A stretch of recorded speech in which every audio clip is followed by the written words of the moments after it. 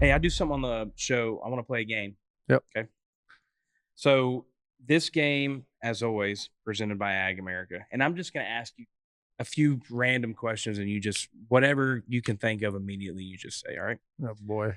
Would you rather win a triple crown in baseball or a triple crown in horse racing? Right now? Right now. No, no, don't give me no damn scenarios. You Right just have to now, pick. man. So I would a triple crown in either sport is a very rare feat. And the cool part with baseball and horse racing, there's like these crossovers, there's parallels. If you win as an owner at 30%, you're Hall of Fame.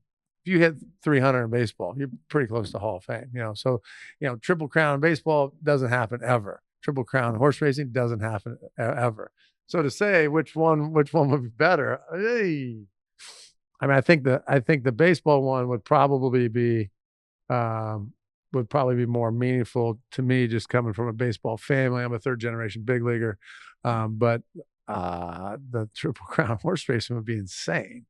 I mean that you know monetarily, I think nowadays you'd make more money doing it in baseball. I mean, these guys, the contracts they're getting are out of this world. I mean, and so I would say that a triple crown winning horse would be worth $100 million probably. So, there's if it had some breeding, it'd be worth it'd be worth a lot. So then and it would you would get residual value until the whole life of the horse. So it's that's a tough one. That's a tough one. I would say baseball, but I think a lot of people would disagree with me. Yeah. Do you think you have Hall of Fame baseball numbers? I had Hall of Fame years. I was on the Hall of Fame ballot. I got 0 votes. I'm actually in a really cool club. It's called the 0% Club. There's not too many people in it. Fucking Pat Burrell text me. Text me, said, "Congratulations, you made it into the 0% Club. It's a very elite club. We do a potluck every 10 years. We'll send you a jacket." And he's in it. He's in that club.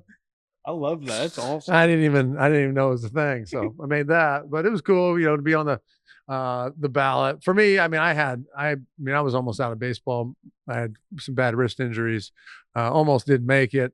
I was a first round pick out of high school, a lot of promise. Got to the big leagues. I was almost rookie of the year. I don't think I didn't qualify. I didn't have enough at bats, or there's some stipulation, but I was close. And then the next year I got hit by AJ Burnett fastball, first game of spring training, and that was 05. I tried playing hurt in 05, had surgery at the end of the year, didn't work. Actually got worse with the Dodgers. And the next year, didn't figure it out. Finally went to the Mayo Clinic at the end of the year in August and had surgery with the only doctor that was doing the surgery at the time in the world. This is Dick Berger up at the Mayo Clinic, and he fixed my wrist. That was 2006. Signed with the Phillies in 07 and didn't really get a chance to play until the trade deadline on August 1st. Trade deadline July 31st. Shane Victorino and Michael Bourne go down on the same day. They couldn't make a trade for Carlos Beltran that night because you got to be like a trade by midnight. They couldn't. That happened like 10 o'clock at night, so they only had 2 hours. Couldn't make a trade, and I was on a rehab assignment because my wrist was still bothering me. Hadn't played in 3 years basically. Come up, I hit 420 in August for the Phillies. We start running down the Mets. That was that first year the Mets collapsed. Phillies make the playoffs. That was 07. So Pat Gillick sat me down that day in Chicago, sat me down and told me, "This is your last chance in professional baseball." He's the one that drafted me. Damn. Fucked up. I went 4 for 5 that night. Or maybe I went 2 for 5, and then the next night I went 4 for 5, something like that. But I didn't come off the field for another 10 years. So that's getting it done. Pretty crazy. Speaking of Philly, next question, and I really hope this is going to be embarrassing if you don't like him. You go into what's your favorite Philly spot in Philadelphia? Like if you want to go get a good Philly, where would you go? Geno's. Geno's. All right. So you go to Geno's to get a Philly. What's your go-to Philly order?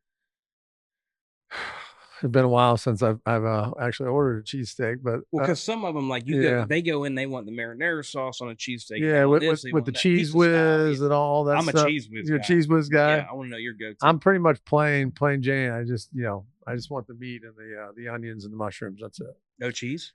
I'm not a cheese guy. I'm not. No cheese on a Philly cheesesteak. No cheese. Yep. Okay. Better feeling, and these are two things that you've done. What was the better feeling when, and you answered this a little bit, but I kind of want to Mhm. deep dive on that. Winning that Belmont Stakes or winning the World Series?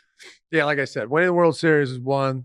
The parade would be 1A. The parade was insane. I mean, they think there was estimated like 5 million people down there that day. I mean, everywhere you look, going down Broad Street, the parade was supposed to last 40 to 45 minutes. It lasted 4.5 hours. Like, I mean, we were crawling. There's the Philadelphia police guys, they're on bikes. They're beating the shit out of people. They're throwing them out off the sidewalk, onto the sidewalk, out in front of people trying to climb on the floats. I mean, it was Philly at its best, man. It And was that was the first time in 28 yeah, something 20, years. Yeah. 28 years. Yeah, 28 years. My number 28 was like, yeah, my great grandpa is from Philly. He was postman. That's how he moved to Springfield. My grandpa, he played like he played semi-pro baseball at the time, which was kind of like minor leagues. And his son, my grandfather, Dick Schofield, his son, Dickie Schofield. My mom's Kim Schofield, and so I'm a third generation big leaguer from him. So my great grandpa was from like Marcus Hook area, Philly, and so that was just like 28 years later they went, so this whole like thing with the family and everything. It was cool. And then I think I hit 444 in the World Series or something like that. My cleats are in Cooperstown. The only thing I do have in Cooperstown are my cleats from the World Series. So